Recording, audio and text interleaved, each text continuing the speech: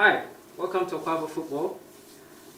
This week we're looking at match week 10. 10th week of reviewing the Premiership weekend. I mean, we've had some really nice encounters. We're looking at various matches and stuff, but today we'll probably do something a little bit different, you know. But first of all, please subscribe, like, and comment, you know, and support us as we are moving along and also growing the channel. Today we'll start chronologically with, you know, the matches over the weekend. Now, of course, the standout match is probably the City match on Saturday. So, by the way, today I have to my far and Desmond, and then our usual pundits, George. So, guys, welcome. Thank you. Thank you.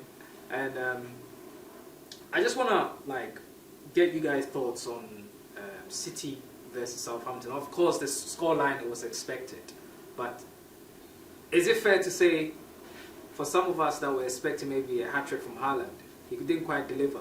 As ridiculous as that sounds.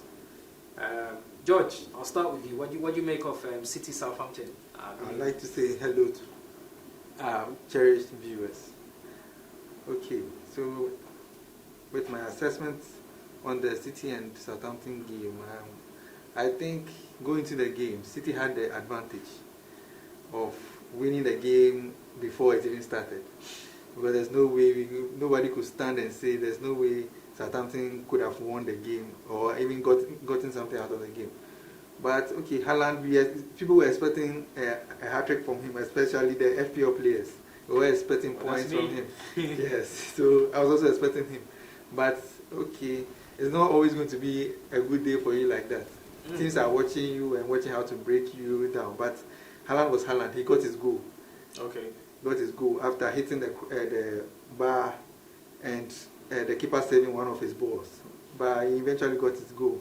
But City is marching on and they are strong. So they are doing well. They are doing what was expected of them, and they won against Southampton. But I think the question I wanted to ask, and maybe probably this more to you, Desmond, in terms of,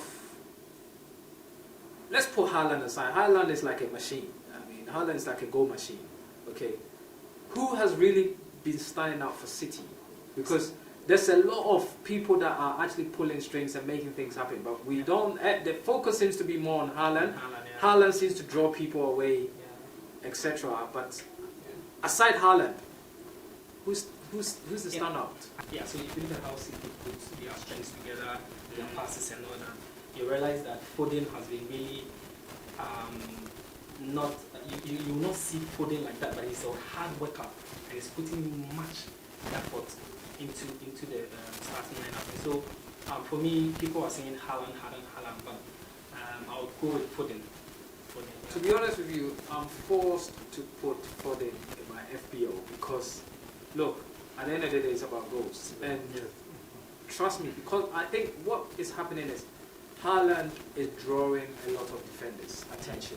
And that is leaving space for people like Cancelo and probably more so Foden. Because Foden has scored it's only like 9 games that we played this season already. And he's scored about 4 or 5 already. That's like a huge chunk of last season, the whole of last season what he scored. So I think it's interesting times. Yeah, it's interesting times. He's giving the assist too. That's true. That's true. I think next match that I would like to say is quietly on the blind side of everyone. Chelsea is slowly picking up. In the last 3 matches, they have actually been doing quite well. Yeah. And, you know, I mean, quiet because no one is really talking about Chelsea at the moment, but they are picking up points. Yes, and if you look at how Tuchel left, people actually didn't like it. Yeah. Yes, like the idea, and even what's his name, Graham Potter. He doesn't have that pedigree. He doesn't have that pedigree. You know, he's not been at the European scene, and so people were bringing in this. They were too skeptical about him, but I think that he's gone on a good footing, and I believe that with some kind of support, he would actually get Chelsea to the top. Saying that though, George, and this is to you, I've actually come to think of it, okay, you see that Arsenal is really doing well. We'll come to Arsenal much later. However, one of our biggest concern, which is squad depth, okay, but it looks like Chelsea actually has a really, really good squad depth. And if they were to put like a string of maybe say another 5 wins together, they are in the shout for the top 4 and probably potentially challenging the title, depending on how the top 2 teams, which is Arsenal and City, goes. Because Fafana got injured, by the way, and is it Chaloba? Yeah, he came in and it's almost seamless. I looked at Mason Mount, like various and Havertz and stuff. They all, and you look up Chelsea's bench, and for example, you compare it to a team like Arsenal, you realize that wow, Chelsea actually have a good squad. It's just that because of the change in managers and stuff, people are not really, and they also didn't have a good start, so people haven't really taken them serious. But I mean, it's something to look into. It's early days yet, so True. We haven't even played 10 matches. I also think Graham Potter has come in new, yes, and he's trying to fix in players, or he's trying to test all the players to see which players are able to adapt to his system and that's true. Play very well according to his plans. Because you can see that Tuchel in his time, he was playing the same 3-4-3, the same 5-back formation, but then he was not playing direct passes and he was not straightforward. He liked the side. You could see Chelsea playing always the sideways, crossing the ball, but you could see that Tuchel is actually giving them orders to be direct in their passing, direct with their attack, and face your opponent and get the goal. Yes. Tuchel just is more direct, okay. Whereas, from what I'm seeing, the early signs of Potter, he likes to play to Chelsea's strength and keep the ball, which is something that Chelsea hasn't done so well. Even when the former coach of Tottenham used to be there, it was all about the counter attack. Although Chelsea had the kind of players etc. and stuff, but I think. It will be interesting to see the next few matches. If Chelsea, personally, if I see Chelsea putting maybe a string of 4 wins, maybe 5 wins, we should watch out for them quietly because they have players and that can hurt any team. I was really on the day. Really surprised that they beat AC Milan. Really surprised, because if you look at Graham Potter, as I said, he doesn't have that pedigree. But the squad, the Champions League squad, they won Champions League. Yes, but then if you change a coach, the dynamics change. And so I was just looking at how they were able to gather themselves and then beat a team like AC Milan. Because AC is not a small team. AC is not a small team. So, I don't know why the owner picked Graham, because it was really silent. He's not a big name like that. And still, win him for him. So let's see. Saying that though, and this is to your point. Don't forget, Graham Potter seems like a long-term project, because Chelsea are notorious for hiring and sacking you within 2 years. I don't remember any coach that has been in Chelsea for more than 2 years. In the last 10, maybe 15 years. Do you understand? So I guess they're probably looking at something different. But anyway, moving on. For me, and I'm asking this to you, right now, the team that I am watching them quietly and a bit wary of them, Newcastle. Think about Newcastle. They beat Brentford 5-1. Do you understand? And I mean, your thoughts? Okay, for me, Newcastle, it was a very good day at the office. They had it very easy. Because when Are you sure? Yes, it was very easy compared to the Brentford. We thought they were going to give a match up to Newcastle, but Newcastle had their tactics right. Everything went very well for them. Almost their attackers and their midfielders all had goal contributions.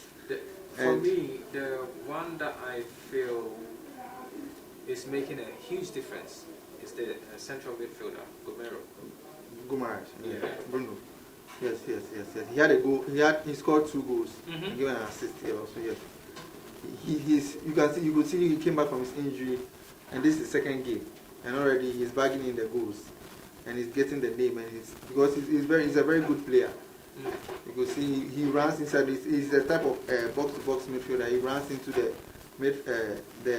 attacking area, the final third, and he gets into spaces which will allow him to score goals. And Newcastle they now have their rhythm very right, with Trippier leading giving them the big man kind of role. So guys, like I said, Newcastle. What I like about what Newcastle have done, even though they have money, they haven't tried to go for the big names immediately. You understand? It looks like they are progressively building, knowing that every year or so, maybe they might get rid of some deadwood and then add some quality going forward. Maybe it looks like a very nice plan. They're not overspending, although, mind you, they bought Isaac, I think, for 50 or 60 million or something, who's a very good player and a very, very young player. So I'm guessing they're looking at him maybe for the next 5-6 years, you know, when they finally manage to feel like the time is right for Newcastle to bring in the big names, for them to maybe challenge for the top 4 stroke title and stuff. I love what they're doing, and they've been very, very meticulous. They're not like trying to immediately buy the big players like City did from the beginning.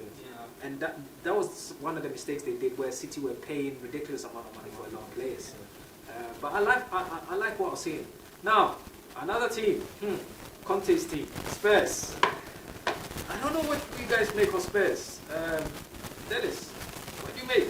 I mean, they scraped through. They are still more or less, they are getting results, but I'm not sure about the performance. I don't know. They are not impressive. Your thoughts? Yeah, I think that is what you expect from a coach like Conte. You are not going to get the free-flowing football, but then you get the results. It's just like Mourinho. And so I feel that, I mean, Spurs this time around, and I said the other time that they are going to cause troubles, and that is what they are doing. They are in the top 4, and each and every time that you feel that you want to get closer to the top 4, they will nudge you down. So I think that, and if you look at the stats, they didn't. I think it was 41%, but 41%. But then they were able to get it. So. But can I ask you a question though? Yes, they are getting results, and my question comes in 2 parts. The first one is, if you look at how Spurs are playing, yes, they are getting results. Okay, and you have a good coach in Conte. But the question I'm asking is, with time, do you think, looking at how the other teams are really playing well, etc. and stuff, do you think fans, when results don't start going, because you can't always win with those style all the time, which is what happened against Arsenal. Okay, would fans be patient with Conte for maybe the next year or 2 with that style of play, when you're seeing other teams are winning and playing nice football? Well, I think that for Conte, he's at the advantage now because this is his first season, and so after this season, I mean, he's brought in a lot of youngsters, and if you look at how they train, and if you look at how they want to draw the project, if you're a Tottenham fan, you would be optimistic about the future. So this is just the first year, and Conte wants to just steer the team in a winning mentality and kind of format. And so I think that if you're a Tottenham Hotspur fan, don't be worried about anything. Next season, they're going to get the group on. But, and this is probably to you, you've spent money, huge sums of money on Richarlison. Okay, you've brought Kulusevski, who's a brilliant player. I love that guy. And then you've got Perisic, who's more like an experienced, safer pair of hands at the back to stabilize. Spurs have always had issues with their defense. But my question, if you're going to spend all this money, are you waiting to get results in 2 years? That's to both of them. So, to me, I would say it's very early in the season. So I don't see the Tottenham fans putting pressure, and they are in the top 4. All right, yes, it's been very abysmal sometimes with their performances, but hey, they've gotten results against Chelsea, their rival, their City rivals. They've gotten, but it was unfortunately they didn't get anything out of the Arsenal game. Or Spurs Tottenham against Arsenal. Okay. Yes, they didn't get anything out of it. But it's very early in the season, and they are fourth. They are part of the top 4 right now, as things stand. So I don't think Tottenham fans will really pounce on him just now. No, I don't expect them to, but I'm just saying that. Yes, so from an investor, do you understand? Yes. Football, at the end of the day, football is a result. It's a result business. And exactly. he's getting It's the a result results. business. Yeah, I understand you, but from He's an getting the Arsenal results fan now. point of view. No, He's I'm not getting- even. No, he's I'm not getting even the thinking results. as a fan. I'm just thinking as a general football person. But Football getting is the a results business. now, yeah. Do you understand? No one invests in, let's say, 120, 150, But you see, and then expect to get go 2 years and still not win no, anything. but this is his first season.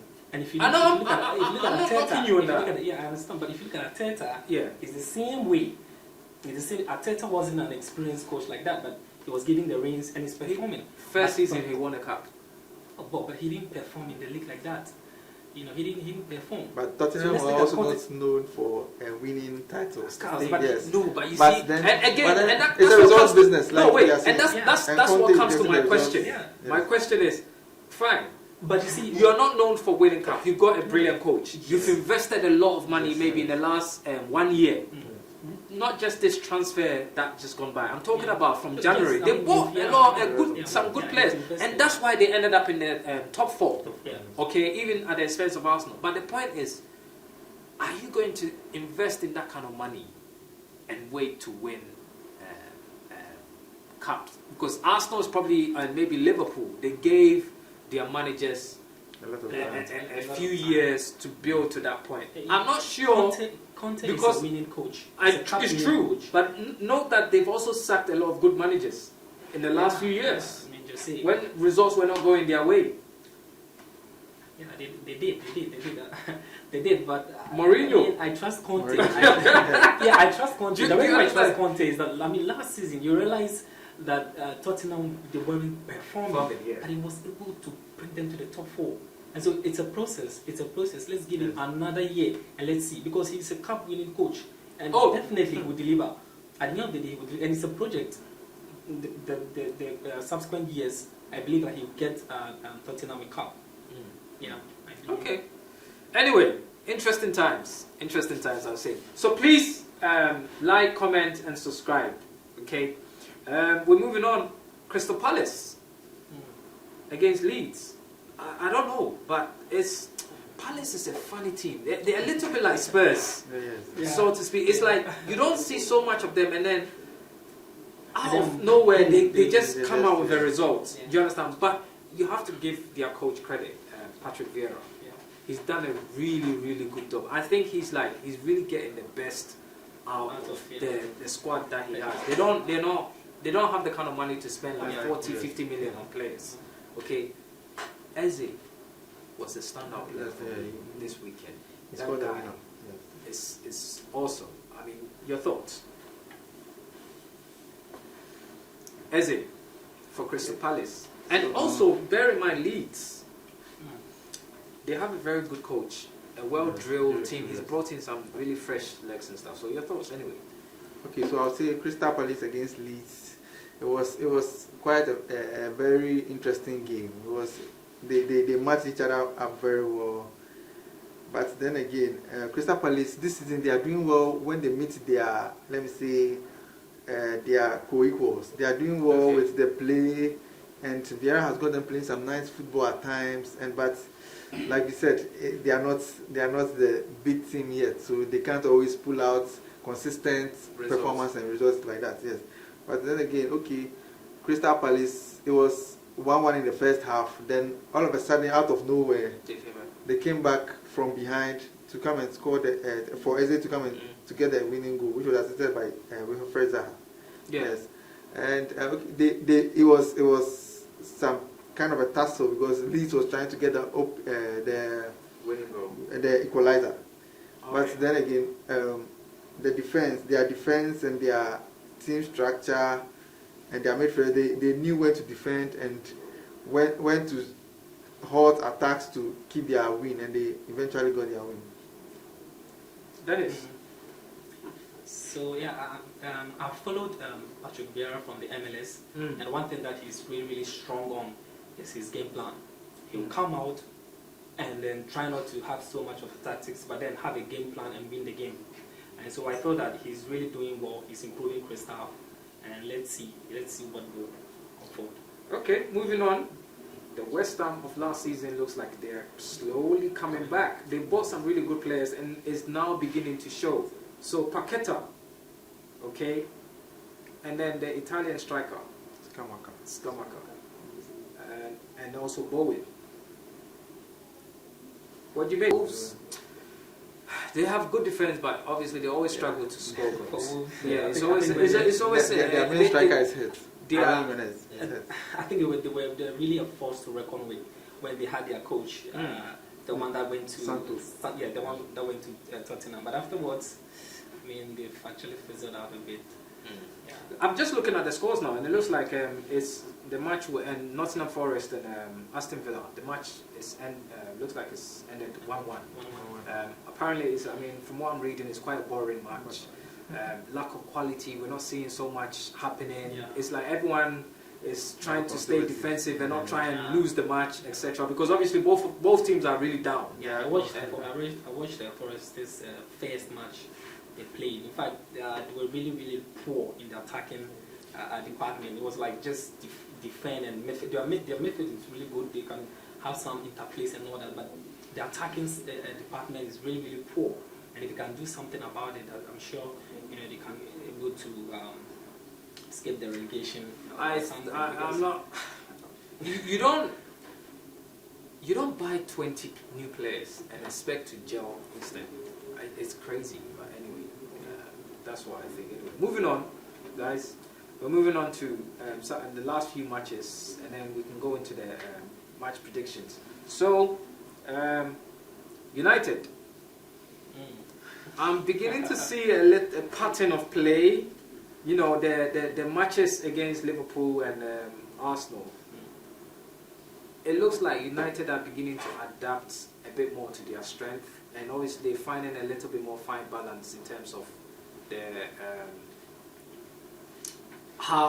who they want to play for certain specific matches. They are getting like Casemiro and McTominay in the central defense role.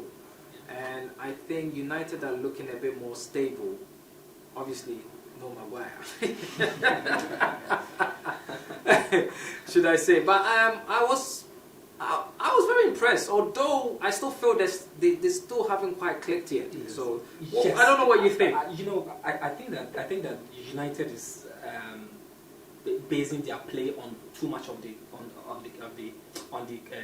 counter. Even the 2 goals, you realize it was through a counter attack, and so you ask yourself then, where is the attacking play that we actually predicted Ten Hag to do, because they were really relying on the counters, and it looks. But can I just say that if they haven't gelled well yet, okay, because they're still in the transition period, then would it not be fair to say they are only playing to their strength, what they have, the best tool that they have at the moment, and they are making the most of it? Well, you can say that, but then you stay back and you would want an identity. You would want some sort of how would I put this? But some kind of attempt, some kind of intentions. Yeah. But it's not coming. But then they rely on Rashford and then the wing pace to strike the counters. So I'm not too convinced about Manchester United, but I think that they can improve. I see he's smiling. He's a United fan. Okay. Go ahead. I'm being real here. So, as you said, the team is now gelling. It's a new coach, and the team is now gelling. So yesterday's match was, I think, the best match under Ten Hag. Yeah, you could see the intent. You could see. Sorry, I beg to differ. You could see the intense. You could see their strengths and their passes. You could see that for the very first time, Man United were able to hold possession, and in the first half they had 4 shots on target as compared to Everton's 1, which was their goal, the mistake from Casemiro. Yeah. Yes. So you could see that, okay, they are not straight and direct to the goal from their play, but you could see they are now focused on holding the ball, getting their movements right, and doing a few lot of things together. But then again, their goals came from a counter, which we all expect as the team hasn't gelled yet. Yes, and it was probably from their own mistakes. And this is what the big guys do. You should pounce on your on these little mistakes. I mean, the manner and convincing way you played against Liverpool, I think for the Arsenal one, it was 50-50 in the sense that I think Arsenal were a bit naive, I would just say, because tactically, I think they more or less got it wrong because they knew United was going to try and play the counter-attack. And I'm saying that though, they learned from that mistake against Liverpool and also against Spurs because they knew that, especially Spurs, they knew Spurs is a counter-attack team. And they learned that mistake that they made against United, they didn't translate it into United match. I say after probably game 15, we will begin to have a fair idea of where everyone is. But for me, the team that I'm still looking with one eye, Chelsea, is because of the squad that they have. They're beginning to really, really play well for me. And okay, now let's go to the the match of the weekend. Liverpool against Arsenal. Guys, I'm an Arsenal fan. I'm not going to say too much on this. I'll let you guys do your own assessment. What do you make of the match? Okay, so I feel very bad for Liverpool. Okay. It's I don't know. I can't identify them. This current Liverpool with the recent years we're all hyping around. You know, I can't because it's that bad. It's very bad. If you can start a match and within seconds you concede your first goal. And I asked myself, what is happening? What is going on? Because you could see their defenders. It was just defensive errors here and there. But is it the end in terms of the Liverpool dominance, would you say? Is it fair to say that? Are we seeing Liverpool need to start rebuilding again? Should we expect that Liverpool will need to, because the team that was doing the kind of thing, that team is aging now, from what I can see. Can I come in? Sure, go on. I think that we are mistaken here.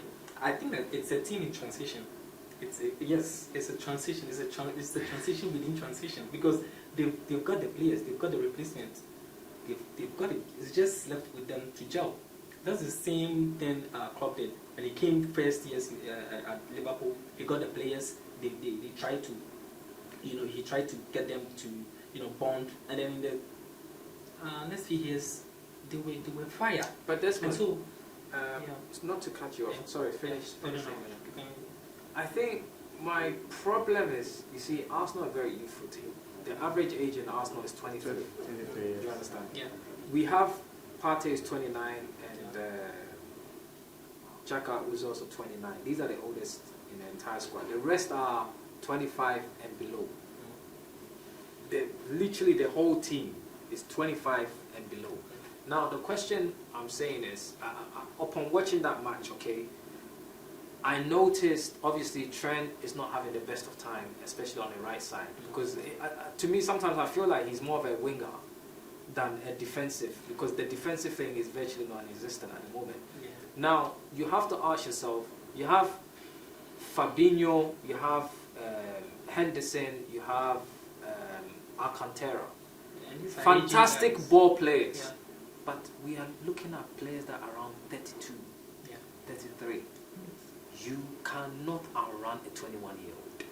Yeah. And do you understand? And I understand. And my point is, this is the base of Liverpool's midfield. And you see, so let me land. Okay, all right. So if you're going against Partey and Partey, especially in the defensive midfield, who are quite solid. Because first half, I think it was a bit shaky. Yeah. Okay, and then they came back in the second half. Yeah. And what I have seen over the last few years, the Arsenal of old that used to, when they concede, they just crumble. Yes. For the last, against Leicester, I saw that against Fulham. I also saw that against even Tottenham. Okay, and now against Liverpool. Liverpool's a solid team at the end of the day. But I just feel like there has to be a rebuild For Liverpool. Yeah. I think Klopp is doing that. He's doing that. It's just that I don't think people expected him to drop that much though. That's basically why. Yes, that's the thing. But he's doing that. And the other time, I spoke about the Liverpool and then City not being there this season. And City? Yes, because they are still, City did the same thing that Liverpool did. Rebuild, do an inner transition whilst the team is still there. But then City has picked up. Liverpool is struggling to match them. And if you look at Arsenal, you realize that Arsenal started their rebuilding, their transition early. And so one thing that people are forgetting to realize is that Arsenal, Arteta is smart. He's building on the momentum. He's building on the youth of these lads, and he's bringing that that energy with the youth. Yes, that energy with a bit of the tactics and all that, and so he's riding on the momentum at this particular moment. Okay, guys. Anyway, a lot of time spent. We're going to look at match prediction for next week. First match on Friday. Brentford is at home to Brighton. Prediction. Brentford is at home to Brighton. Brighton. I would go for Brighton. Brighton, okay. 2-0. 2-0. Oh, to Brighton. Even Brentford at home. Yeah. Okay. I would expect Brighton to pick up from their loss at that time and learn from their mistakes, and I think they would win against them. I'm going for a draw. Because even though Brentford hasn't had, because they've played against harder teams, but I still think they are a very good team, and I'll probably go. I'm still sitting on a fair. Although I'm surprised if Brighton wins. But anyway, Leicester are home to Crystal Palace. I think this one is a tricky one. It's a tricky one, but I would go for Leicester. Leicester, okay. Yeah, I'll go for Leicester. I'll go for Crystal Palace. I'll go for Crystal Palace as well. 2-0, 3-0. Probably 2-1. Fulham are home to Bournemouth. Bournemouth actually picked up of late, actually, since they are actually 8th, believe it or not, since they sacked their new manager. Considering their form, I'll go for Bournemouth. Bournemouth? Yeah. Fulham has lost their maximum, which is Mitrovic. Okay. Injury, I actually have my FPL. It's costing me a lot of points. I'll go for Bournemouth to have the advantage, yes. So Bournemouth to win. Wolves against Nottingham Forest. This match will be a boring match, my God. We all don't have the firepower. I would go for Wolves. Okay. Yeah? Okay. I'll go for Wolves, a 1-0 win. Okay, I'll probably go for Wolves. I agree with the 1-0 scoreline. Aston Villa at home to Chelsea. Aston Villa. Well, I'll go for Chelsea. Chelsea win. I'll go for Chelsea. Scoreline? 2-0. 2-0. 3-0, 3-1. Okay, I'll go for 2-0. Leeds are home to Arsenal. Arsenal. Scoreline? 3-0. Yeah. Arsenal, the team of the moment. I can't believe this is you making this confession. It is hard to say, but you can see the development. Alright, Man United are home to Newcastle. Ooh, that is going to be a very good match. Yes. I think we should do the fan reaction for this particular match. Yeah. It's going to be a very, very good match. Yeah. This will probably be the match of the weekend, I'll say. Yeah. Yes. Manchester United are home to Newcastle. My prediction will be a draw. Okay. You? As a United fan, Mm-hmm. I'm very hopeful, and I know it's not just being hopeful, but Manchester United are going to win the game by 2-0. I'm going for a draw. I don't think Newcastle's a pushover. Yeah. And I personally think it will probably end up being a draw. They have a good defense as well. Liverpool against City. Liverpool against City. Wow. Yeah, Liverpool against City. Liverpool, it's very bad for them. It's a very bad ride for them now. They might surprise you. Yeah. I don't never see them. know. I don't see them. You know, strange things have happened in the Premiership. Huh? I don't see them. I don't see them. No. I don't see them. So okay, what's the scoreline? City will give it, when we are in their good days, City were able to give them even a 5-0 win. So I see this as an easy ride for City. Yes, 4-0, 3-0. Wow. But I'll go for it. 4-0. I'll go for a draw or a slim win to City. I'll go for a 2-0 win to City. Yeah. But you know, Liverpool being Liverpool, Yeah. don't be surprised if they pull out a draw or even beat City. Despite all this, because they have capable As players. you could see from yesterday's match, nothing is actually working. But you see, you can lose to Liverpool can lose to Bournemouth and come and beat City. Yes. It's football. Yeah. So, but let's see how it goes, guys. Thank you so much for joining us today. Please, once again, subscribe, like, and share your thoughts on our pundits here. Thank you so much once again. Akwaaba Football. Peace.